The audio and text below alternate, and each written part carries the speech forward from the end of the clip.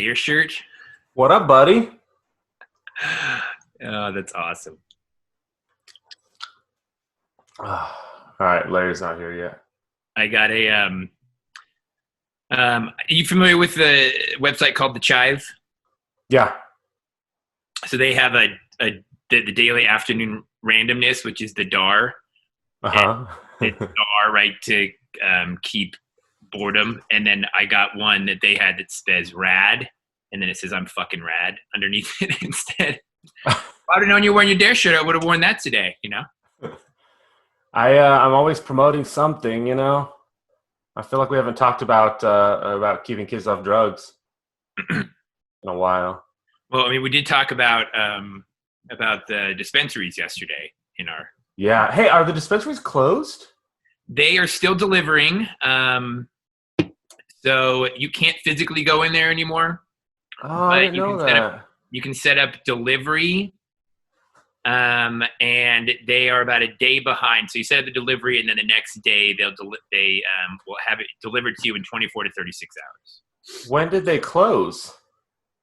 Well, the one that I go to, Silver State Relief, that one I don't think is open. I think they said everything's delivery, or you might be able to do an order and then go pick it up, but you can't go in. I think you can do a pickup or delivery.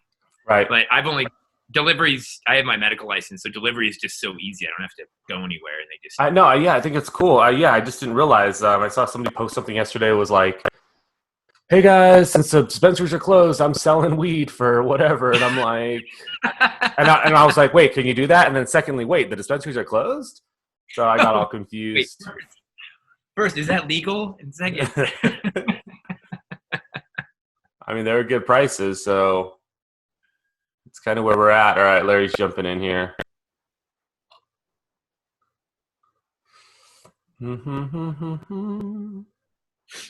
Bless your soul. Karaoke with Jeremy Lou. It's Asian, man. It's what we do. What's up, Larry? Can't hear you yet. We'll get there. Yeah, eventually. Be kind. He's old. Older. Older.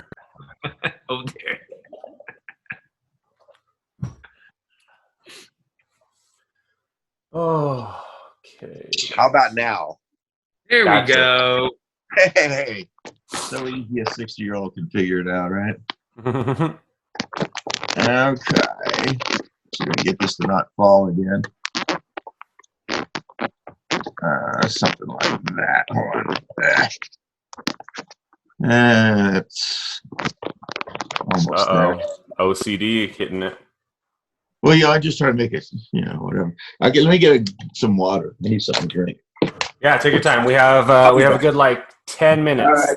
All right. Yeah, live your dream, buddy. If I want to see it on Facebook, I couldn't see it last time live, but I was able to see it afterwards. Right. So you're gonna end up going to Northern Nevada Bridal Association page.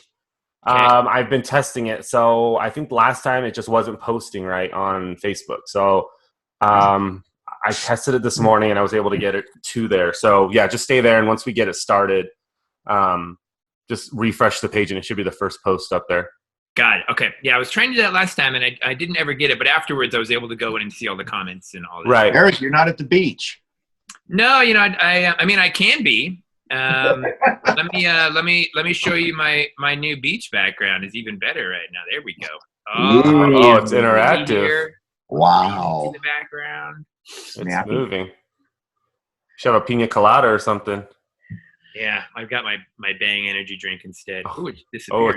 It's not there anymore. So I got a question, guys. Should I be looking over here or looking over here? Yes. Yeah, it doesn't matter. Larry, it doesn't matter. So I don't know where the camera is. The camera's on your phone. Just look at the phone. So if you're looking at the computer and you're seeing that you're not looking at the camera because you're not. So my camera's right here. It's like my physical camera. And then you guys are right here on my computer.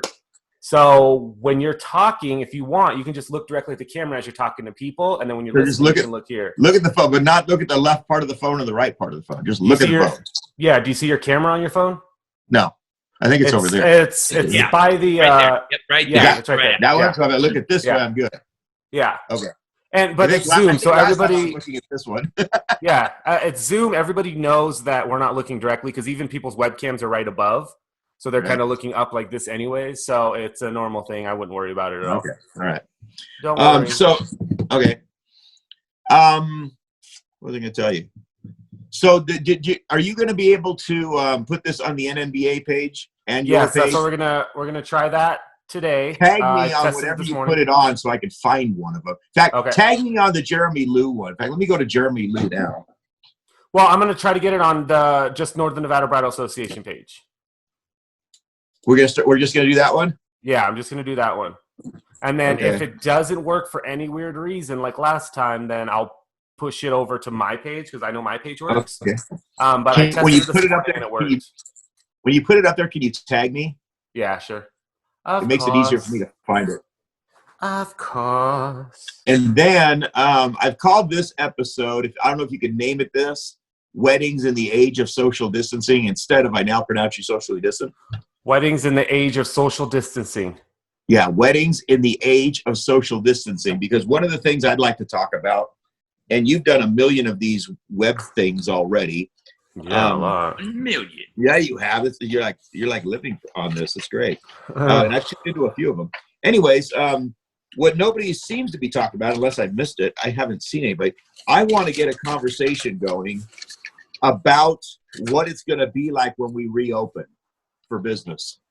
Okay. And what the changes are going to be and how it's going to look like. Because I really don't think it's going to look like our regular wedding thing. Not at all.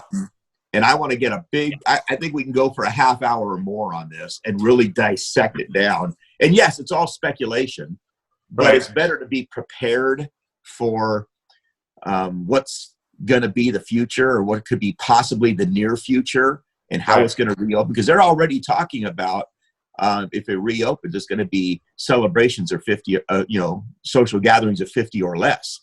What's that going to look like for us? I'd love to get some banquet supervisors in on this, if any of them or anybody else wants to chime in. I mean, I picture something like the Chateau. Can the Chateau put up an air wall in the middle and put 40 on one side and 40 on the other? Right. Can they put 50 people inside and then have the rest dining on the deck? I'd like to get a conversation going about how that's going to look. And then we can talk about, other things such as, hand sanitizers and wipes instead of disposable cameras on the table and, how the buffet. Yeah, I think Eric and I mentioned that yesterday. He was on my podcast yesterday and we were kind of chatting about that too on, what's to expected. So, and then actually I had a call with the mayor last night. She gave me a call, which was random and neat. She just called you? Like it wasn't planned? Yeah, well, she wrote me on Facebook and said, "Hey, what's your number?" and then called me. And so basically she's saying that was one of her things too, because she doesn't want to get lumped in with Vegas, with Southern Nevada. Yeah. And with whatever their rules are. Yeah. But that's how it's supposed to be. So she's like, I'm just going to kind of get in there. So she gave me a lot of insight that this is all recording right now, so I'm not going to get too much into it, but she gave me a lot of insight what's supposed to happen. Things are going to change in the next couple days. And they're working on a bunch of stuff. And that's one of the things, like they want to get us open, but what are the rules when they get us open? Are you going to be talking about this on our call today about the mayor, or is that off limits? Probably not. I'll just say I had a call. I can say I had a call with the mayor and they're working on some things, but nothing's concrete yet. So I don't want to say anything to Gotcha. In case it doesn't happen, but they want us to open. They also want us to be safe because right now the data shows that we've done amazingly well at everything. Like our numbers were supposed to be, the 500 to 3,000 that would have died from coronavirus. We're way under that.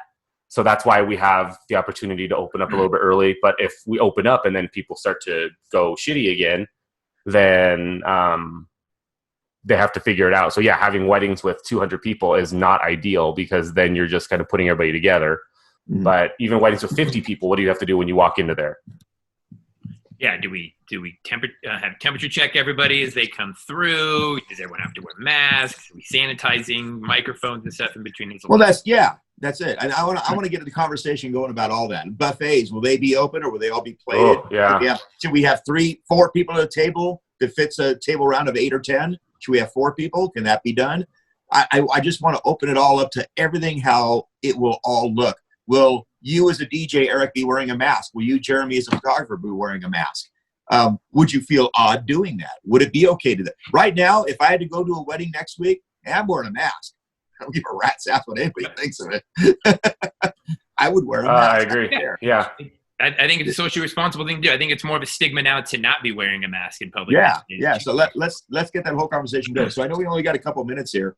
So why don't we start off? I'll do some association biz, just a couple things about again the dues. And I know we had someone ask last time about if they wanted to join. I'll break that down, and then let's give it to you, Jeremy, and Eric to talk a little bit more about the SBA stuff, where we're at now 10 days later. And let's talk about the the unemployment. Mm-hmm. Yeah, we'll talk about all that, break that down where we all are, and we'll get that stuff done. And anything you can add, Jeremy, regarding all these podcasts you've done and anything you've learned, from people you've talked to. And then we'll go into this weddings in the age of social distancing, and I'll kick that off, and we'll get a whole conversation started about what it could look like if we go back to work in 3 or 4 weeks and that sort of thing. So I'll kind of get into that. We'll do that as the longer part towards the end. Sounds awesome. All right, I'm getting us set up now. Weddings in the age of social distancing? Yes. Weddings in the age of social distancing. I just think they're going to be different. Yeah, I like that. I just don't think we're going to go back to work. It's going to be just like it was. Oh yeah, at least for a month or two. It's going to be different. And I just want to get people ready for what it could look like. What to expect. Yeah. I want to know if banquets facilities and wedding planners will even consider keeping it below 50, or there's not going to be compliance officers, but will they be obligated to say no? It can't be 51 people. Oh, right. I mean, all that's kind of stuff. But I'd love to know if they can put people on the balcony. Well, Hidden Valley, can you have 49 in one room and dine the rest outside in the patio? Is that okay? Yeah. Or with more open areas that aren't in a confined room, is that going to add flexibility if it's more of an outdoor side compared to if it's indoors, right? I think those are all valid questions that, again, it's all speculation, but I'd rather these people in the wedding industry not be shocked that, oh my gosh, I never thought it. So when it happens, they're like, at least they can say, well, yeah, we talked about this last month. This was expected, maybe having a cake out in the open, or a dessert table out in the open with all hands and coughing out there. Would it be right? I think everything has to be, and that's crazy. So we'll get into it. All right, Larry, I'm going to get us started now. I'll let you know. Oh wait, hold on. What is happening? Tag me so I can go to my Facebook and just click on it. All right, let me actually reset this real quick. The go live thing came down. Give me a minute. Live stream on Facebook. Let's go. It allows me, it's cool with the business stuff. It allows me to share to groups at the same time, but it's not pulling up the group. So I don't know if that works. If you want to put it on Northern Nevada Bridal Association, I'll approve it. We can stick it on there too. Are you talking about the wedding? Are you talking about a different one? No. I'm sorry. My bad. The Nevada Wedding Network. Nevada Wedding Network is what I meant to say. So put it on NNDA. But if you want to also put it on Nevada Wedding Network, I will approve that and throw that up there. Oh, it's not doing it. I'll do it once we get in there. I'll share it directly to there. Should we let people know at the beginning you also got it on Jeremy Lou in case it drops? It won't until if we need to. Okay. So if it does, then I'll let you know. But we should be fine. I think it seems to be working way better than last time. I think they just fixed a bunch of their stuff because everybody got on Zoom at the same time. Okay. All right. You ready? Tag me. Ready. All right. 3, 2. I'm going to hit go live. When I say 1, just wait 2 seconds and you're on. 3, 2, 1. Good morning, everybody. Larry Williams here, president of the Northern Nevada Bridal Association. Glad you're joining us on the call today. Once again, we have Jeremy Lou, world-class photographer who is masterminding this whole thing from his studios with Zoom. He has been very instrumental in putting together many, many, many podcasts, probably several a day, probably dozens by this point. So Jeremy, thank you so much for putting this together for the NNBA. We really appreciate it. Also on the call is Eric Reichenberg from Epic Weddings. He's there as well. We did this back on the 10th of April. We're doing it again here on the 20th, and we'll be doing it again on April 30th. So gentlemen, thank you again for joining us. So we hope to provide a lot of information on this call for wedding vendors, not just in our association, but wedding vendors across the Reno Lake Tahoe area. So thanks, guys.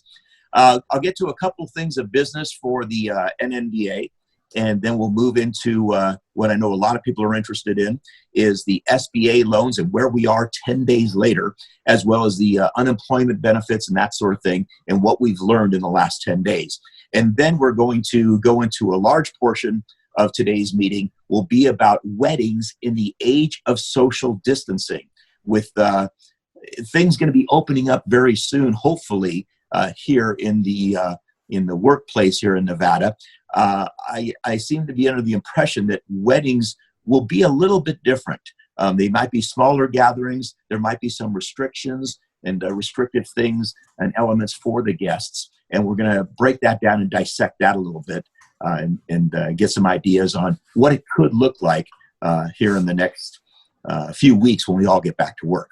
So association business first. Once again, for those who didn't join us on the last call, back on March the 28th, Shirley Lockett, our executive director for the Northern Nevada Bridal Association, has decided to waive all dues that were due and payable for the year 2020.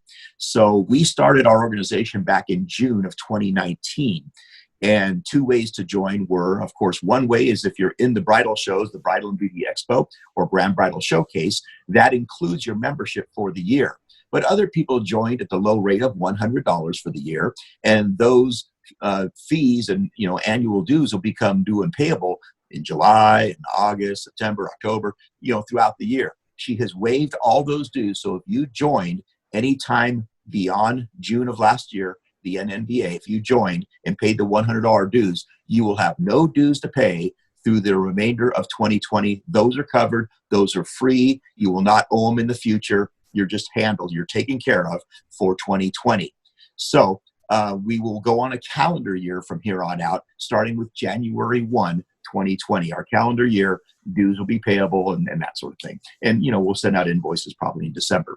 Now, we did get a question last time on the call about new members, any new members who wanted to join. Here's how we're going to do that. The new members that want to join, we are going to prorate the year 2020 at the rate of $10 per month with a commitment to join in 2021.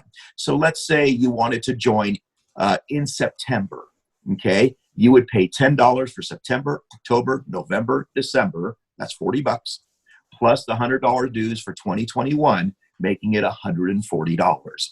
So yes, new members are still welcome, but you can pay $10 a month, which is a prorated amount for the rest of the year.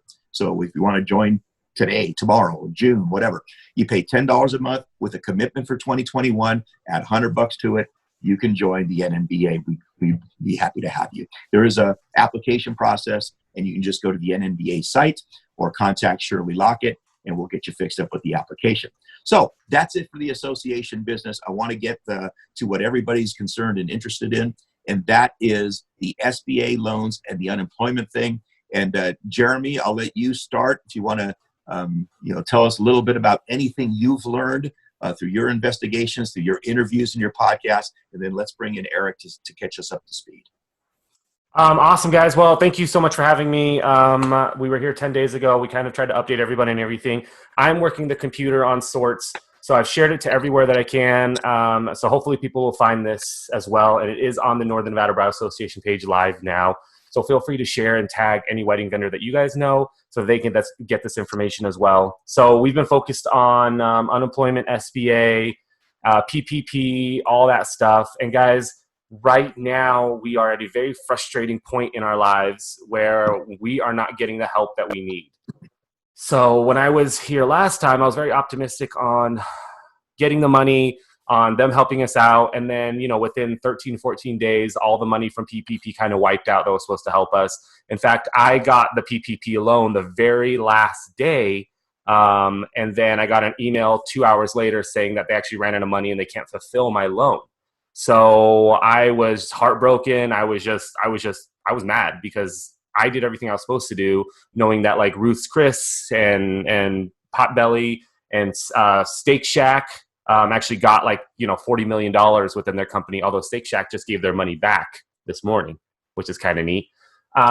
So what's happening, guys, with everything is unemployment's not going to come out until mid-May, early May through the state of Nevada. They're building a brand new website, and that website is going to be for us gig worker self-employment. So you guys remember, you will be getting the $600 per week, and you'll also get half of the state's maximum, which is $200 per week. So it's $800 per week, and they'll backtrack to March 29th, I believe. Even though they kept saying March 16th, I think it's March 29th, and you get 13 weeks guaranteed. So you're going to get the money. It's going to be a lump sum. We just don't know when we're actually getting it. As far as SBA PPP loans go ahead and keep applying wherever you can. If you have applications in, you should be grandfathered in. They're working on a $300 billion advancement or extra part of that loan, and Eric knows more about that, to keep it going. So call it a round two, if you will, and hopefully they'll manage that a little bit more. But I'll toss it to Eric here. That way you guys can get some factual information. Yeah, I have the same information as you so far. So yes, my understanding is same thing on the $300 billion. They are meeting, and now it's up to if they're going to allow them to vote via proxy or if they have to do an in-person vote. Last time, I forget the name of the senator from Kentucky, but he had made it so everyone had to come through and do the vote in person. So hopefully they can allow to do the vote over proxy this time, get things passed. We could see it as early as next week, maybe, if they come through. Yeah, but I read this morning as well that Shake Shack are giving back their $10 million plus loans that they got because they were able to secure funding of $150 million elsewhere. So what I'm hoping is that the provisions put forth in this new $300 billion will actually be more beneficial to those in our situation that are needing supports that don't have a ton of employees, but still are impacted by this, so that it doesn't get sucked up by all of the larger organizations that just happen to have a better relationship with their banks. I've also read that Wells Fargo is getting sued for trying to give out their loans to, they rank theirs by what's going to be the most profitable for them. And right. I get it, right? Because they're a business, but at the same time, we need to be able to keep the small businesses functioning. We're a $450 million wedding industry here just in the Reno area, so that's a big impact. So hopefully reaching out maybe to some of to our senators that we have and our House representatives, help them get some more information for what impact is having with their constituents that we are. And that will get us over the hump quicker, and they'll be able to share better stories about what the constituents are actually going through. Eric, if I might ask a question, and this is concerning me, but I'm in the same boat as a lot of other people, so they might be able to relate to it. So I applied for whatever that one was you sent me. It was the PPP. Thank you. I applied for that, have not heard a word. Banks said that you've done all you can do. You don't have to do anything through us. That was Wells Fargo. But I also learned that when I checked that box for $10,000, gave my bank information, I heard from other people that that's up to $10,000, and it is $1,000 per employee. I don't know if I checked that I'm an employee of my own company or not. I'm assuming I did. I haven't seen anything yet. So what do we know about that $10,000 immediate relief thing? And is that part of the package that's now gone broke? My understanding, there's two programs. There's EIDL, which is the Economic Injury Disaster Loan. That's the one that has the ability to give the $10,000 advance. That's the one I did. They updated it to make it so that the $10,000 up to advance that you can get breaks down to $1,000 per employee. What I had read about people that are in situations like ours, right, that maybe they're self-employed, they're the only employee of the company, you would still count as that employee.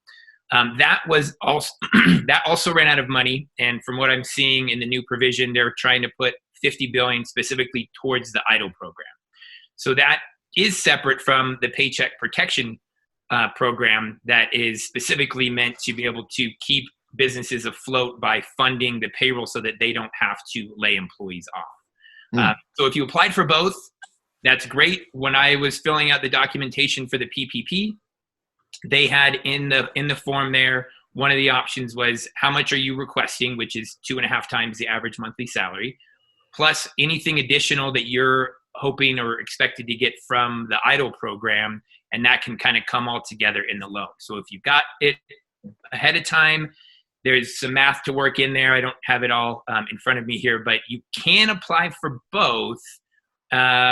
I haven't heard anything from the EIDL either. I applied 2 times, one before they made the update for the $10,000 advance. Again, once they made the update to the $10,000 advance, I've emailed them. I've heard nothing back from that. And I'm in limbo with Bank of America for my PPP.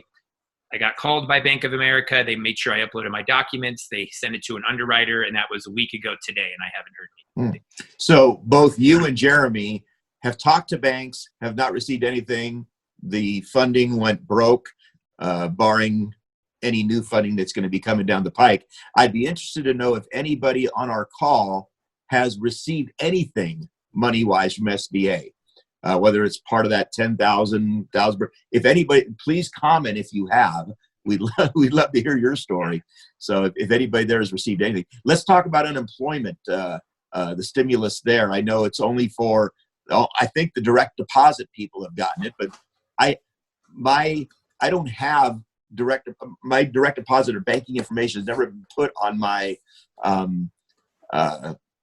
your taxes.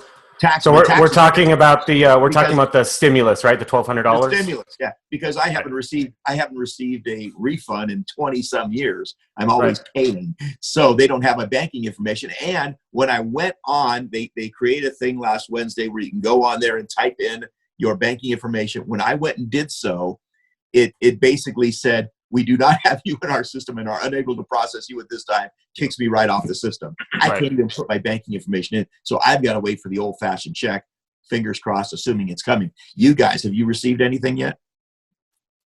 I have not either. I've reached out to many people. I only know of one person in my family that has received it. They filed their 2019 taxes as well.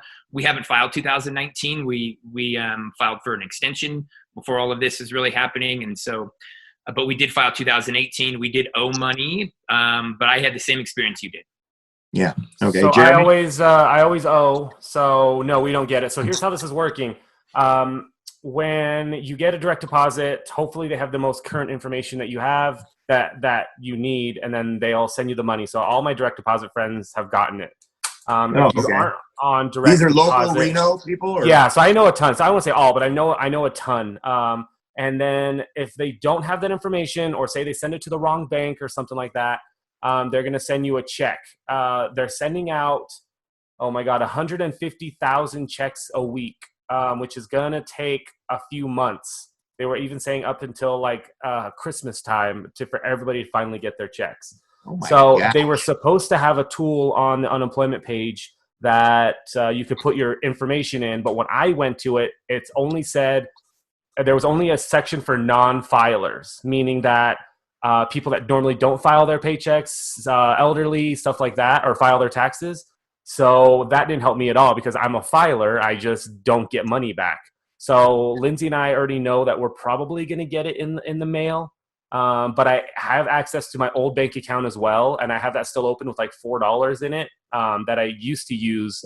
And so I'm checking that account every day, and I'm checking the my account now. You really only need to check it once a day when you go to your bank account every morning. And that's all you got to do. They're not going to send it throughout the day. So we just have to wait and be patient, and it's going to be a hiccup. But if you got it already, kudos. If not, there's nothing you can really do. And you're saying months to receive the check the old-fashioned way? 150,000 checks a week is what they're pushing out, and then our president had to put his face or name or something on them, and that's actually delaying it a little bit because I had to reprint them. But yeah, 150,000 a week is what they're going to be sending out. And you know what? That's just stupid money. I don't know if the post office, I don't know if that's free for them, but I was trying to do the calculations on that. Millions times your 50 cents. That's just a waste of money. Yeah, they sure didn't make it easy, did they? Anyways, well, that stinks. So here we are 10 days later and nobody has any money still. Hopefully we'll have better news 10 days from now when we do this again. So is there any questions? Is anybody Sharon posted something about Sharon Bucket. Hey, thanks for joining here. That the Mnuchin said that they want everyone to go to the website and put in the auto deposit. I haven't quite heard that yet about the checks, but that could be something to look into. As Jeremy had alluded to earlier, they only update that site once a day. And so if you check the day, going back and checking it repeatedly during the day will just cause more problems. Could potentially get you locked out. I've tried that several times to put in my deposit information, and each time Sharon, we can't find you. If you can send a direct link to where that is, because I can't find that at all. The only thing I find is for non-filers to claim. So if there's a place for me to put that, I've checked like a bunch of times so I could put my information in, but I can't find that anywhere. Well, I'll send it to you. I got it here somewhere. Hold on. Cool. Yeah, I found it. I found it as well. It's this thing here. I'll copy, paste it in there. Oh, it was posted last night. It's called Get My Payment. Yeah, you saw the non-filer one. So I did the Get My Payment. I put my information in, and it says like status not available or something. Yeah, that's what mine says. That's what mine said too. Oh, and Sharon. Okay, Sharon, she's got a link. Happy birthday, Sharon. Oh, happy birthday. There you go. All right. So have we exhausted all the SBA and unemployment stuff? Does anybody have any questions? I'd like to and I'll keep checking the comments too. If we see anything there, if anybody has any comments on there, please let us know. If not, we'll move on. Cool. I think we're good for a little bit. I'll check it, and then if anybody does have questions, we'll bring it back. We'll swing it back around. Great. Well, one of the things that I was really interested in tackling, addressing, exploring, if you will, is the idea of weddings in the age of social distancing and what they're going to look like. I know, I mean, we have, you've seen how the protests have gone in every, we had them in Carson City as well, and all the state capitals, people wanting to go back to work. Doesn't matter where you are on the political front, but the idea of going back to work is something everybody wants to do, especially us in the wedding industry. And what I understand to be most likely to be true is when we do get back to work in this state, as others, it'll be a slow rollout. We're not going to snap fingers, turn on a light switch, and we're back the way it was. So I think all of us as wedding professionals need to get used to the idea that when we do get back to weddings, be it, I don't know if it's going to happen in May, maybe June, July, August, they won't resemble the weddings that we had last June, July, and August. There will be some restrictions. There will be some things that'll be a little bit different. And I want to talk about that a little bit and open the conversation between you two gentlemen as well as everybody listening, and they can chime in and send ideas and stuff to us as well. But the first thing that I'm hearing, and I've heard this in other states as well, that they're doing the social distancing is still happening, wearing masks in public is still happening, but they're saying gatherings, and here's the thing. We should want, as wedding professionals, we should want our state to get back to work as soon as possible, albeit safely, albeit under the guidance of medical professionals and the science and all that stuff. I'm totally good with that. But we are going to be the last people to get back to normal. Weddings will be the last, it'll be like baseball games and football games and stadium games. Large gatherings will be the last thing to come around. So in other words, small businesses will open up down the street. They might have curbside service. Okay. We're going to have restaurants. They might be seating people every other booth. They're going to have, restrictions galore, but small businesses will slowly, and the economy will slowly get back, and we'll begin to, shop again, but there'll be restrictions on shopping. But the last thing to come around is going to be us in the wedding business. And what I'm hearing now is, and it's going to be very possible this happens in Nevada, is they will limit it to, instead of 10 people, gatherings of 10 or less, it'll be 50 or less. Those might, and I say might, those might be the first semblance of normalcy we see as weddings. So I think here in Northern Nevada, we're a little bit lucky in that on the East Coast, they have wedding gatherings of, 250, 350 people. We don't have a lot of large gatherings like that here in this state. I mean, we have a few. I'm not discounting them. We have them, but I think that most weddings are. Wouldn't you guys say somewhere between 75 and 150 people? Right. What I consider the medium-sized market. I think that's what we mostly have. But if we let's start talking first, and I want your input here, guys. If they start limiting us to 50 or less, how is that going to look, and how will that impact us? Any thoughts? You're up, buddy. Yeah, I was just talking about this with my wife and trying to figure out what are some ways that we can either pivot or work with different ways like this. Like, can we do anything where maybe they have 50 or less people, and then we do maybe some sort of like Zoom interaction or some sort of virtual way for the guests to still be able to enjoy the celebration, but just not physically there in person. That's, one of the ideas that we've been kind of kicking around and seeing, is there ways that we can do this technology wise. Others I'm looking at, my heart goes out to all of the couples out there that are trying to figure out, before this pandemic, how do we figure out whittling down their guest list to an achievable amount that's not going to break the bank. This might be a blessing in disguise maybe for some of these couples. They're like, oh, now I don't have to invite 150 people. I had the 50 most intimate people that are going to be there as part of the celebration too. So I know we were chatting a little bit before we started, was if we are in certain wedding venues and locations, what are the limitations going to be if they have an fully outdoor option, or if they do inside, outside? Can we separate groups of people as long as no more than 50 people are in a certain area at one time? That's important. Right. And I would love to, and I'm sorry to interrupt, but you just nailed it. I would love to see if there's any banquet supervisors on the call, or wedding coordinators, what their thoughts are. You take a golf club, place that can hold 100 people inside. Would they be permitted to have 49 people in one area and then dine the rest out on the patio?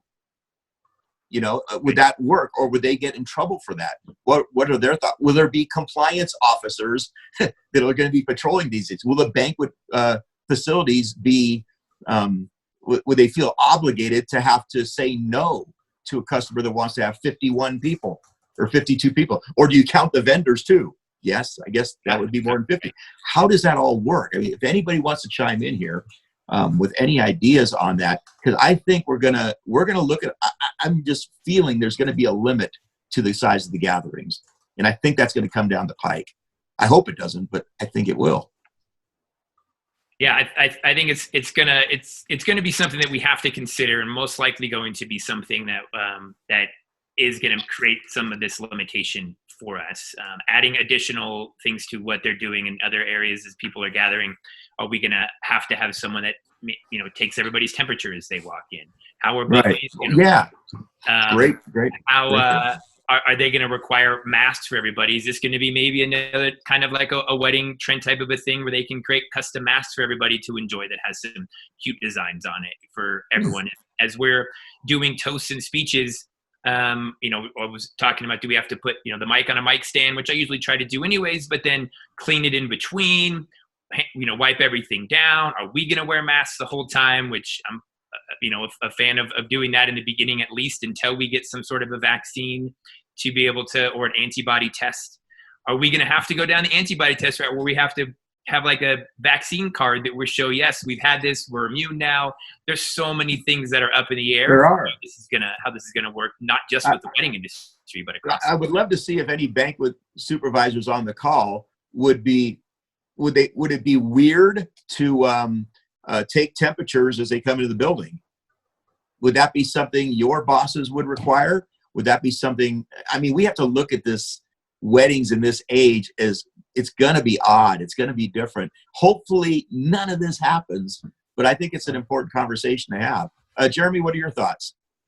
I don't know what to expect. For some reason, my head keeps going to the Grove. I don't know why, but every time I'm thinking of weddings now, my head just keeps going there. Like, what would we have to do if we shot like at a place like that, with just indoor, outdoor? I mean, ultimately for me, like me wearing a mask, I have to get people together for shots. That's what weddings are. People are congregated together in small groups, even within the whole area. So yeah, what precautions do we need to do? I think it also depends on if we have a vaccine at that point, or something that if somebody does get it, they get sick, they go out. Are we going to not allow people that have a little bit of a cold or a cough or flu-like symptoms to come, even if it's like a parent or something like that? But I just can't imagine. It'd be hard for me to take pictures of bride and groom with masks on. And then if they do get together, am I allowed to have them take their mask off for a picture and then put them back on? So yeah, little stuff like that, bedazzled masks. Right. I mean, there's just so much involved. And then do I have to update my contract in case a venue decides that they're going to stop it early or something like that because they're concerned or worried or, so yeah, so what I'm hoping and what I'm hearing from a call that I had last night was that there's gonna be guidelines, right? Things are gonna open up slowly. So things like movie theaters, concerts, shows, sporting events, and all that isn't gonna open up anytime soon. Stores will start to open up, and they'll start to have precautions. 5 at a time, 1 at a time, whatever. And I think that's how the weddings in general are going to be. I do think outdoor locations are going to be the most popular. So if we can find, especially in the summertime, we're getting into warmer months now. But if venues here have an opportunity to utilize an outdoor space, buy some tables, if you don't know really outdoor spaces, and make that happen, I think we'll be able to survive a little bit more. And I think also the idea of tables and putting 4 people at a table round that normally seats 8 or 10, having 4 people at a table round, social distancing, or just right. One family at each table. Could that be a possibility, especially if it's a place like you said, the size of the Grove or like that can handle 20 or 30 table rounds, maybe space out the party a little bit more. The wedding cake, the dessert table, will that be all out in the open, or should that only be brought out as dessert requires? Because again, if it's out in the open, people cough, people touch cupcakes and grab and stuff. Is that going to be, like it used to be, or no? Will there be, hand sanitizers and Clorox wipes on the tables where they used to have disposable cameras? Right. I don't think it would be odd. Actually, I think that would be good. Yeah. So I mean, I just think weddings are going to look a little bit different, and so it's not, comes up on us and smacks us in the face like, oh, we weren't expecting that. I think it's important to have this conversation. Jeremy, are there any questions? Anybody got any questions? Carol Criddle wrote, no one will understand the officiant with a mask on. So she's obviously a wedding officiant. Hopefully you can get it loose enough that, and the speaker's really good. But yeah, I agree. I think watching the mouth and the interaction with everything, I think that's the hard part too. I notice that when I wear a mask in a store, if I'm wearing a mask and I accidentally bump into somebody, I automatically get mad at them because they don't look like they acknowledge me, but they're probably smiling or like, hey, my bad. Because I always do that with my mouth. When I walk by somebody, I just give a little smile, but I don't smile with my eyes. And so they just assume I'm not doing anything at all. So I think it'd be hard to get that interaction. Tracy wrote, I hope there's more clarity on April 30th. Sharon Buckley wrote 2 things. She wrote that she got her $600 emergency UI payment. Awesome. I'd like to know if you are on regular unemployment then, or are you on as a gig worker? And then she also wrote, Nevada and California are participating in phase 1. So there's going to be 3 phases here. I'm still talking, guys. Don't worry about my face. That's it. Can we even find hand sanitizer? So Tracy, a good thing to know is like a lot of the local breweries, I think Tor is one of them. I can't remember who. They're selling sanitizer bottles for $4 right now. They're, instead of brewing beer and whiskey and wine and stuff, $4. Larry has a bottle of something. I make my own. I make my own hand sanitizer. It's aloe vera and rubbing alcohol. Yep. Nice. $20. But yeah, just this is it's crazy. And by the way, for Carol Criddle, as an officiant myself, I have actually done weddings where I don't stand directly in relation to the bride and groom. There are ways to stand apart, face them towards the audience. It looks really cool for pictures. And so, yeah, I don't think we necessarily, we could social distance as an officiant if we need to. We could social distance as a DJ. So there, and you know, Jeremy, you don't have to come right in contact within 6 feet of people. I guess you do most of the time, but there's ways of getting around it. But again, I personally, if I had to DJ a wedding next week or even next month, I would probably wear a mask. Mm-hmm. And I think, you know, that's going to be the unique thing is we're going to see people wearing masks at weddings if we get started here in late May or June. And I'm hoping, and I don't know, what do you guys think about this? I'm hoping that the target date for us to have some sort of weddings, 50 or under or 75 or under, would hopefully be Memorial Weekend. What do you think of that? Ideally, yeah, that would be wonderful if it was that early, because I know the restrictions are supposed to lift, could be as early as May 1st for things. So I'm really hoping that it doesn't move into June. I personally, as part of Epic here, we've had 13 clients move their wedding date so far. May has all completely moved as well. I think I have one holdout that is still on the fence for where they're going to move. But I mean, by Memorial Day weekend would be fantastic to be able to get back into this. Right. I also personally am wearing a mask, and to answer Carol's point about the officiant not being able to understand with the mask on, as a DJ, if I'm wearing my mask every time except for when I'm jumping on a mic, and I would have my own personal mic for me that only I would use, so that I know right. no one else would use. And if we're all treating this as if we have COVID-19, not as in other people have it, but if we have it, and the masks that the CDC had recommended that we wear is really for everyone else's protection, not necessarily for as much as protecting ourselves. Unless you have the N95 mask, and if you have any, please donate those to the frontline workers. But as we have our cloth masks, these are meant so that as we cough or sneeze or even breathing, talking, any droplets that might come out will stay in the mask and not get on any surfaces for anybody to touch. So that's where a lot of this protection that comes through. And thinking for your question, Jeremy, around can we have the couples take their masks off during photos? Obviously, they might be living together, but maybe not beforehand. But at least, you know, they're intimate, they're getting married, so they're going to be around each other. So if one of them had it, the other's going to get it anyways, unless they already know ahead of time. So taking the photos with that off, but then as they're gathering around the wedding, if they're interacting with people with whom they do not live with, then they would necessarily have the mask be into that gathering. So the photos could have with masks, without masks, depending upon what's staged and what's more candid photos. So a lot still up in the air, but wearing the mask for the right reasons also is more of a social reminder for ourselves that as we're wearing the mask, it helps us understand, don't touch your face, you know, don't have the hand sanitizer everywhere. You touch any surface, put the hand sanitizer on, ideally wash your hands. And then just be mindful of what you're touching. Don't wear gloves as you go out, because as soon as that glove touches something, you need to throw that glove away. I like the recommendation of imagine you wearing gloves. Imagine as if you touched a raw chicken. You're not then going to go touch everything else with that raw chicken glove. You have to toss that. So not wearing gloves, I've seen businesses saying, don't come in here with gloves. We won't let you in because we don't know what you've touched. So having a hand sanitizer, unless you're like actually using Clorox wipes on those gloves every time it touches anything, then they're useless.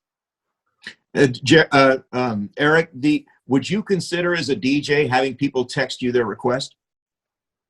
Yeah, I mean, that could work. I've done that on occasion, but usually they walk right up and text it. But if that keeps that barrier, right, of hey, send me the request, I don't have to interact with you in a because they usually have to get really close. Right. Oh yeah. I mean, you've been there like I have, and we're DJing, and people will be spitting in our ear, yelling their request to us because the music's loud or whatever. It's like, no. So I mean, yes, in a way, I'd like to be distant from the regular population, but by the same token, gosh, that takes away everything that's fun about DJing, the interaction.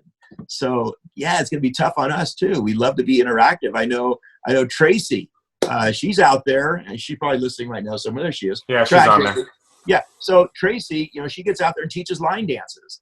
I mean, how's that going to change? You know, that's going to be tough on her because that's one of her main deals. So yeah, I mean, the interaction that we feel as DJs or as wedding officiants, as photographers, that interaction is so important to our business, but it's going to be so, you know, it almost seems off-putting that we have to say, keep your distance, but it's what we might have to do. Well, and then you add, I mean, the only issue I see is adding alcohol, and then everybody's super gung-ho and happy and jumping on each other.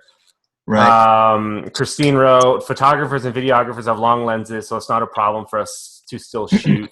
All of my brides have moved their weddings to 2021. Christine, I agree. I don't think it's an issue for us. I think it'd be an issue when we're setting up our families and our group shots together, especially the whole bridal party and then families who haven't really seen each other in a long time. That might be the actual issue that I was talking about. I wonder if there's any banquet supervisors or wedding coordinators on the call. Excuse me. Would they consider their servers clearing tables with plastic gloves? That might be something we've never seen that before, but I bet you we will. Just like they make sandwiches at Subway or Porta Subs. I think it's just good practice, anyways. Throwing gloves. Right. Yeah, you're picking up utensils, you're picking up plates, and I would imagine plastic gloves are going to be the thing for many servers to be wearing. Right. Yeah. And it protects the servers in those locations, and they're picking that up, and then they just have to then throw the gloves away, remove them properly, and when they go out to touch something else, just put on fresh gloves, and that could be the new norm. Eric, as a DJ, what would you think might be, assuming we all get back to work here at Memorial Weekend and we're looking at June weddings maybe happening, what do you think would be some of the typical announcements that we as DJs would have to make regarding social distancing, regarding use that hand sanitizer that's on your table? You know, what, keep your masks on, or if you're going to slow dance, or what do you think are some of the announcements you could foresee yourself maybe making? Gosh, yeah, that's a good question. I hadn't really thought about that too much. The last wedding that I did up at the Hyatt, I actually was making announcements of, hey, as you wash your hands, here's a song you can sing to make sure that you're doing 20 seconds for the chorus. Right. I think Don't Stop Believing was one of those. There's a bunch of other ones, right? But I mean, it would just be, fun. Hey, we're out here, we're having a good time. Reminder, don't, wearing that mask is a social reminder to keep your hands away from your face and just be mindful of what you touch. We got hand sanitizers over here. If you need anything in a pinch, and just, let's have a great time and just be mindful. And, we're here to celebrate. I was talking with one of my other DJs, and he had brought up, hey, if dancing is impacted during the celebration, do we come up with more interactive games to be able to do with everybody? Right. It allows the social distancing to still be adherent. And then bring in some interactive ways to still get the whole crowd there engaged in a way that doesn't necessarily come with a group photo. That's what I was even thinking of. That's one of the big things that we do to kick off the dancing is we get a group photo with everybody and work with a photographer to direct the whole thing. How is the group photo section going to work in this? Because we use that to kick the dancing off by getting everyone on the dance floor at the same time. Right. So there's ways we're going to pivot and think about with the announcement wise and how we do this responsibly and just remind everybody without being draconian in our announcements. Jeremy, do you think group photos will be hampered by this come June? Yes. I think not by us. I think it'll be by the people that are in the group photo. I think somebody's going to get weird. I think somebody's going to, I can't be in this photo. I have a bad immune system, or something's going to happen where I'm going to have to Photoshop people in the images. And so, yeah, they don't have to be there. Like, I don't even need a bride and groom to be at a wedding. I can do a whole wedding just on Photoshop. Really? But really, yeah, we can add people, we can move people. We don't want to tell people that because then they're like, oh, my cousin Stan's not here. If I send you a picture, can you throw him on there? It's not 100%. It doesn't look real all the time, but it's doable. Yeah, that's the issue. It's gonna be other people. It's gonna be other people just scared to be around others. And yeah, if anybody has some sort of slight cough or anything, it's gonna be weird. I was thinking how weird a ceremony might look if people are sitting like they do in the press conferences at the White House, where they're 3 seats apart. I always try to make announcements for, we keep the first and second, rows for close immediate family. Those are the reserve seats, but everybody else get as close to the front as you can and fill up those seats because it looks great for pictures. I can totally see something now where, we have 80 chairs out, 40 people in attendance, and people are spacing themselves. That makes your job tough. I would even just do like, oh my God, like, I don't know. I would just make everybody stand at this point. I would just do like, like if you're with a family or with a couple, then you guys stand in the area And then it'd be, if you want to get even fun with it in a large yard, you can have the florists just make these little circles with flowers that everybody can go stand on. And that's like your 6-foot rule. That would be creative. That would be really cute. That'd be something cool and new. But yeah, if there's 100 people there, then we need a lot of space. Yeah. Right. We'll need a lot of space. But like the other aspect of it, we're assuming that 100 people are going to show up to a wedding, or 50 people are going to show up to a wedding, with the traveling ban and people afraid to get on planes and driving and all that. It might even just be elopement style weddings, which I'm cool with because I only care about the bride and groom. Yeah. And again, going back to what I was saying very early on here when we started this conversation, was if they end up going to this rule of 50 or less, I'd love to hear from some banquet supervisors if we can have 50 people inside, 30 people eating outside on the terrace. As DJs, we can put speakers, entertain them both. But what happens when, we get into the dancing, there's a few people that trickle out anyway. So by the time the dancing starts, we might be down to the 50. But would banquet facilities find it okay within the restrictions to put 30 people outside and 50 inside? And, or would that be a no-no? So it's hard to say. I don't know where we're going to go with this. I'm kind of at a loss. Dancing would be the other thing. Larger dance floors, so people could dance further apart. Would that be or even just like the whole area is a dance floor, right? I mean, you'd have to figure something out there. Yeah, go on. I would say mandatory masks as they come onto the dance floor to be able to work with, because again, it's protecting everybody else by wearing the mask. Hey, don't forget you're going to come out and dance. Make sure you wash your hands. Bathroom's full or whatever. If you touch something, put on some hand sanitizer. Here's the masks that we have as kind of the favors for everybody. Put those on and we can dance. Yeah, we can dance fine out there on the dance floor, and that will significantly reduce the chances of anybody passing that on to somebody else if they have the mask and they just recently washed their hands. Or are we overthinking it all? I just don't know. And that's why I wanted to have this conversation, because it's really going to be unique. I do believe to some extent, I don't know what extent, but to some extent, it won't look like it used to, at least for a little while. And we should be prepared for that. So do we have any questions? Anybody else? No, I think a lot of people they're all agreeing with us at a point. Tracy has some things about, drunk guys that ask you if you have any good music. So the normal stuff still. And kept going away. Right. She just tagged Sam Olson over at the Grove. So, I mean, yeah, I think that something needs to be said and done. I think that something within whether the wedding industry or our community, we take the guidelines that are going to be given us by our governor and our mayor, and we make sure that the venues maintain those guidelines that get sent out to everybody. Because I think that if we don't do those guidelines and people just go in assuming one or the other, then that's the issue that's gonna be had, where somebody's like, everybody should be wearing a mask, and some guy's like, dude, we're fine, we don't need to be wearing masks. And then you have these two people kind of battling or even sectioning off at the wedding. So I think having guidelines is great. And I think at this time, if venues even start, we kind of joked about it yesterday, me and Eric, but start promoting getting masks with their logo on it or the color of their business or something. That way everybody gets a mask when they come in, and we don't have to be like, I didn't get my mask, bro. Like, we have to have that provided for us. I think Tracy is going to have masks that match her hats.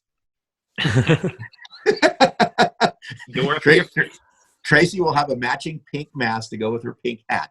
But no, here's the beauty of it. As wedding professionals, especially those who work on the day of the wedding, I don't think it's going to be very odd at all for any of us to wear masks. I don't think anybody would look down on that. I don't think anybody would say, this would be, I would not hesitate at all to wear a mask.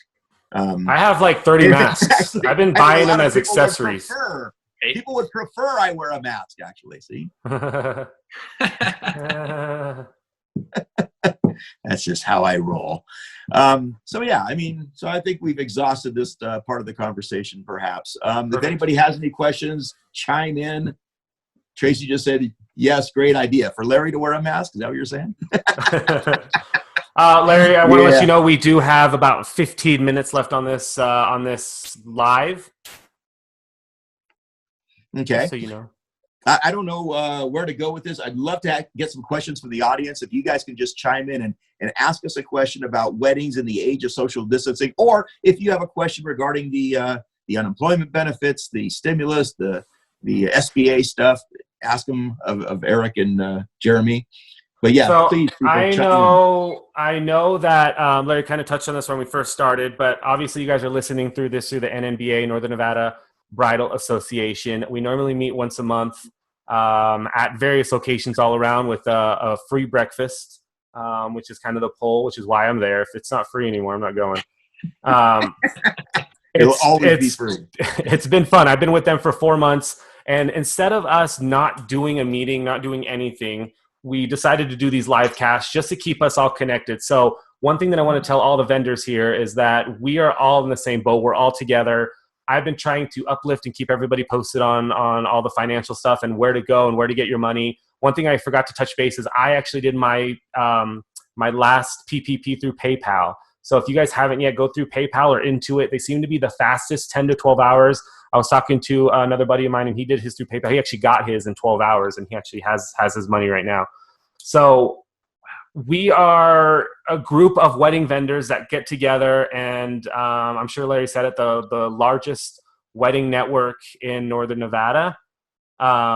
So if you guys are watching this, join us. That's really what it is. I joined 4 months ago, and basically I was kind of doing everything on my own, and I was like, why am I doing things on my own? So that's kind of why we're here. So if you're watching this and you're not part of it, this is kind of what we talk about, although without the breakfast. I had to make my own oatmeal this morning. I knew it was oatmeal. And yeah, I'll send it to you. We do meet on the first Tuesday of every month. Our last Tuesday in April, we have obviously had to cancel. Looks like we'll be canceling Cinco de Mayo, which will be May 5th, which is supposed to be at Sunridge Golf Course. We've not got the official word on that, but at this point, it's not looking great. Hopefully June will happen. So yeah, we meet on the first Tuesday at 10 a.m. It's always a brunch. It's always free. It's always free for anybody to attend, whether you're a member or not. And we love having our meetings. We usually have guest speakers. Eric was one of them. And we've had many guest speakers have great meetings, and we'd love for everybody to be a part of it. Jeremy, while we do have some time, can you please tell everybody, you've been putting together some podcasts with wedding professionals, with people outside the industry, how many do you do a day? You do these things all the time. I only try to do one a day. So I book one a day, but I've been posting them. So my podcast is called Raw Focus. Raw Focus with Jeremy Liu. And then right now you can find it on Apple, Spotify, or anywhere that you get your podcasts. And it's a small podcast, and I don't target celebrities. I target people that I know. Eric was on it yesterday, but you're not going to hear his episode for about 2 months. I'm posting them every Sunday. A new one comes up, a new episode comes up, and I've done enough that'll allow me for 3 months right now, because I know that when everything starts up again, I'll be behind. But I want to keep it going. My goal ultimately was, I feel like I know a lot of people. I feel a lot of people know me, but I know very little about them. So I wanted to kind of get to know them as people. Since I am in the wedding industry, I am talking to a ton of wedding vendors. And I haven't gotten to everybody yet. I'm slowly asking people. So if you haven't been asked yet, you're going to get asked. Just hold off. And right now, it's just people that I consider my friends that I know that we can have an easy conversation with. So far, though, it's been amazing. We've been finding out tons of information on what they're doing during Corona times, is what I call it. The lockdown itself, and how they're making money, and if they're making money, and if they're concerned, and just how they're adapting. And the cool thing is that everybody is adapting. We're all getting through this month, and we're all optimistic still. Nobody's grouchy or crazy or going against anybody, anti this, pro this. But yeah, if you guys have a chance, we actually go live on Facebook with it whenever I do. There's random times, but just know that you guys can go on. I have 4 episodes on right now on Raw Focus, and pimp it out. And they can go to your Facebook page and see what you've done in the past. Is that pretty much totally? Yeah, they can do that. They can actually go on my YouTube page as well, and then they can actually go on to the podcast to see what's actually current up and just listen to it. You guys can actually download it and listen to it on your way out. It'll be a lot of people that you guys already know. And also, I'm on TikTok, guys. If you guys haven't got on TikTok, get on TikTok. I'm too old for that. Nobody is. No, but it's great stuff. As a matter of fact, you go to some of the. I've watched some of the things you did like a year ago, and they're still relevant. So none of it is really dated, except unless you're talking about stuff like we're talking about current with coronavirus. But you go back to, I've seen some of the things you've done with the photography people, and great information all the way around. So thanks, man. Check it out, folks. But we got any more questions? Anybody else here? I think that's it. I think everybody's kind of in that same boat of waiting right now, right? And so we should get an announcement. An inside source told me we should get an announcement by our governor today or tomorrow on everything. He had said that. He said something about this week that he'll have more information. I'm hoping, like I said before, it's going to be a slow rollout, folks. Nothing's going to open up right away. I don't think the Las Vegas Strip is going to be, boom, we're open for business. Definitely. Everything's going to be a slow rollout. And we should all hope and pray that the process of slowly rolling out, phase one, as they call it, or whatever, starts soon, because we as wedding professionals are going to be in the back end. We're one of the last, right alongside baseball stadiums and, expos and, concerts and all that. So we're going to be, we're large gatherings, medium to large gatherings. And I think we're going to be restricted at first. The sooner we get phase one going is good for all of us, because we're going to be one of the last to go. And like you said earlier, Jeremy, they're going to do sidewalk service and so many people into a store at a time, allowed into a store. That's going to be the phase one, I think, slowly.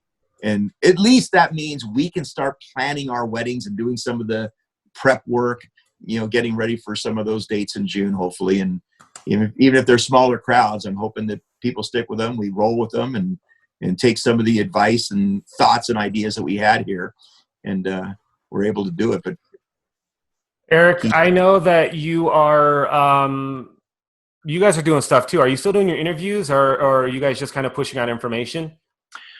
Yeah, I want to kick back up into doing some interviews as well. I love what you're taking with the podcasts and with doing the Facebook Live. I might kick back into that as well and continue to share out more information. We've been kind of a little bit on pause right now as we're in this trying to figure out what's coming up next. But yeah, I appreciate that. I'll keep things posted on what we're going to do. I'd love if anyone wants to have a conversation.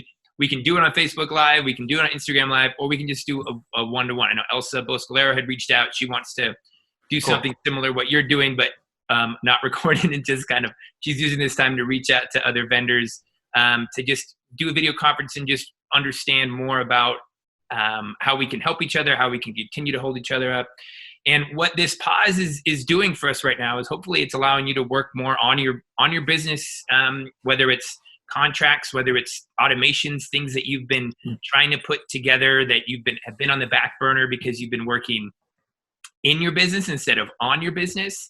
Utilize this time, because once we get through and once we get over the hump and we can get back to some sense of normalcy, then people are going to be chomping at the bit to celebrate with their loved ones. Yep. And they want to do it in a way that it's the $450 million industry of weddings in this Reno area is going to come back and stronger than ever. So if we can find some ways to pivot, I know, Jeremy, you're selling gift cards, which I think is a fantastic idea. Yeah. Elsa had put on some things asking about, hey, for couples that are having their wedding later, would you be interested in doing some sort of an adventure elopement now, or on your original date if it had to get moved, and then we have a bigger celebration later once we can get back into that.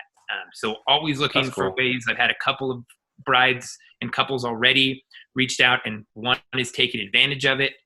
Coming up, a June wedding that's going to shift to a Sunday in July and do a small elopement. So these are great things. Still can, get married on your original date if you want to. Larry, I know you officiate weddings. I have it as a backup for things, but can, help out with those. So there's so many ways that you don't have to just go to the courthouse to get married. You can still make an adventure out of it, still do it with a more of a limited budget, and then have some sort of celebration reception later once we get back. I may have mentioned this on the last call. I can't recall. I think I did. I have a July couple that is postponing till next July, but the date was important to them. So I'm still going to perform the service as an officiant, small for the close family. They're still going to get married on their July date, but they're going to have the celebration next year. Yeah. So hopefully some officiants can suggest that and see if, say, hey, we're still willing to marry you. I mean, if you're doing a very small wedding ceremony, social distancing as an officiant is really easy. you know, you can stand 6 feet apart or a little bit away. It's you know, if you just have close family and friends there. So yeah, it's possible. I hope when we come back here, we're going to do this again.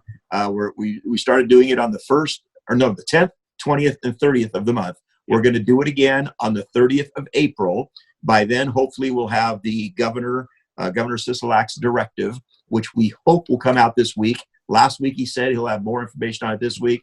Maybe a little bit of pressure from the protesters downtown the other day. Maybe he's feeling the heat. I know he's feeling the heat even from his own governor. The governor of Las Vegas really wants to open. Oh, I think the mayor. Yeah, so he might be feeling it a little bit. Hopefully we want it to be, you know, scientists and medical people and all that. We want it to be right and safe. But there is probably some ways that small businesses up and down Main Street can open and have some restrictiveness to people coming in. It can happen, I think, and I'm hoping that will. I'm hoping that'll happen here this week. We'll hear something. So when we meet again here on the 30th of April, same time, 10 o'clock. What day is the 30th, by the way? We're going to do it again. That's Thursday. That's Thursday the 30th. So when we do this again, hopefully we'll have we'll be into phase 1, which might be like a May 1st type of thing. So we might be able to really talk about some weddings that are going to happen. See where we are on that. So fingers crossed. A couple things here. It looks like so Tracy and Christine had both asked if the courthouse is open for weddings. My understanding is I don't think you can get marriage licenses yet, but hopefully by May 1st things will open back up with less restrictions that they can get marriage licenses. And then Val from Kinship Ranch, thanks Val for being on here. I know she has a wonderful venue that is out in the Gray Eagle area that's past Chalet View Lodge.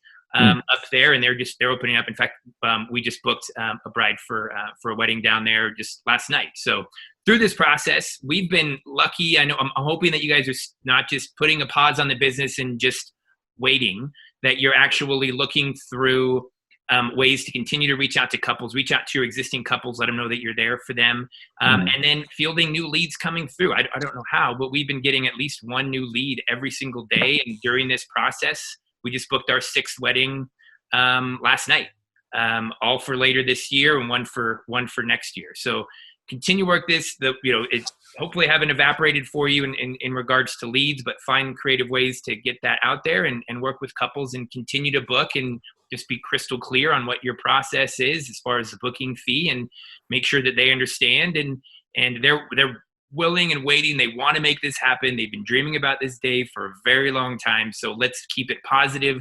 Tell them we're there for them. And if things need to pivot, we will absolutely work with them and brainstorm on different ideas on how to make it happen. Thank you, Eric. And I think the part about the marriage licenses you mentioned, I think when you see county marriage license buildings opening up, that's the first sign. That's going to be really, really nice.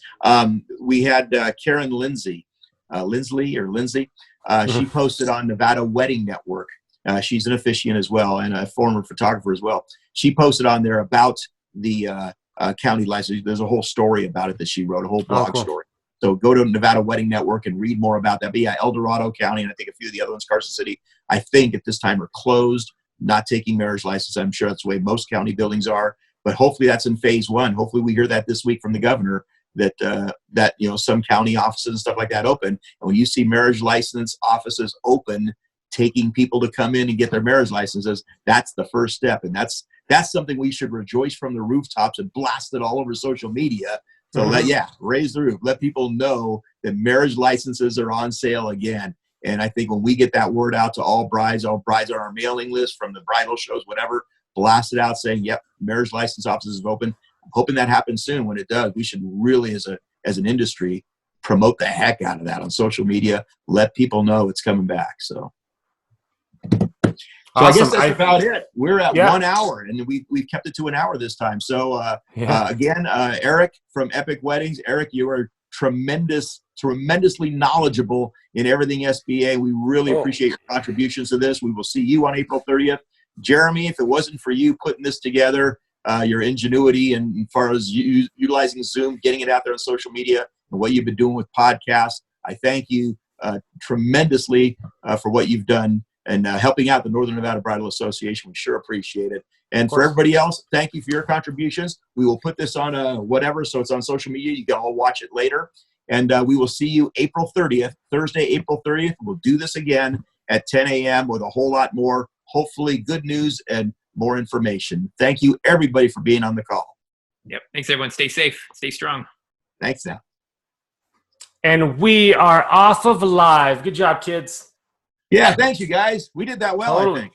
Yeah, that was awesome. So I think the next one's going to be similar. We're just going to update everybody and everything. And, it'll be the last day of April. So we'll know then if we're open the next day or not. Yeah. Yeah. Wouldn't that be nice? I think we planned this out without even knowing we were planning it out great. I think we did good with 10, 20, and 30th, So we might have to do that a little bit into May if you want. Do it May 10th or 20th. I think if we do not have a meeting in May, we need to keep it going. Yeah. Okay. I'm good with it. Yeah, and then May we'll pimp out more of the and somebody's actually talking about bridal fairs and all that stuff this year. So somebody mentioned that in the comments too. Is there going to be a bridal fair this year? So I think if we can get that information, get it from Shirley on what's going on with the bridal fair, what she's doing, if she's doing anything for us or whatever, that way we can push it out. Because I shared this with everybody. So a lot of people some of the wedding people that aren't even in the association, that's why I did a push for that, are, hopefully they join and they sign and all that stuff. And hopefully that helps her. Okay. What are your thoughts about if do we want to maybe invite another guest on the 30th? Maybe because we'd asked a lot from a venue perspective. I think that'd be a great idea. Somebody from a venue. We can utilize the Grove or anybody, any of the Tannenbaum. It doesn't matter. I'd like to pick a venue that can obviously hold more than 50 people, that could get an overflow of 80, putting people on a deck. And I think the Grove would be a perfect one. Of course, they're not members. Sam on there. I don't know. Are they a member of the association? We should probably have a member of the association. Hey, you know what? Right, why don't we, Eric? Why don't we do have Trish from Hidden Valley? Oh yeah. She has been to every meeting. She's been to every single meeting we've had, and I think she would be perfect. Trista DeWeese. Yeah, I think Trista. that. Yeah, I think that would be a wonderful person to have on here because they have the ability to do in and out. Yes, and she could have 50 people in that dining room, 50 people in that room off to the side of the dance floor. She could have 50 people outside, and we could ask her what will be your protocol going forward. How do you think this will work? I mean, we don't want to put. We'll warn her of that ahead of time if she don't want to have. See if she'd be interested. We don't want to put her on the spot, but if we get limited to the 50 people or 100 people. Which I think could very well happen. I think it's inevitable. I don't think there's any way around us not being limited to 50 people in phase one. Yeah, because I heard that somewhere on the East Coast, one of the states on the East Coast, they're limiting small gatherings of 50 people. So I think that could happen. So, but yeah, let's do that. I'll have Shirley reach out to Trista or Jeremy. Do you know Trista? Yeah, I know her. Why don't you? Yeah, that's fine. So I'll make a little note. I'll reach out to her same time, and then I'll let you know when it's a go. And then we'll kind of keep the roundtable just like this. We'll keep it casual, but we'll definitely ask her what they're doing in preparation for everything. Okay. Are you guys? I'm watching the crude oil right now. This morning, it was at $16. It's at $1.34 a barrel. $1.34 a barrel of crude oil. Is that gas prices or no? Does that end up going to gas prices? Crude oil prices, right? Which typically is anywhere from $30 to $50 a barrel. Is at $1.34. Wow! Fill up the national reserves, man. Heck running out of places to put it. We are. Trump's trying. They're trying to buy all the crude oil they can and build more of those tanks and put them in, huh? That's cool. It's crazy. That is. All right, guys. You rock. Thank you guys so much. Yep, great meeting you guys. Thanks. Enjoy your day. Bye. Thanks. Time for my nap.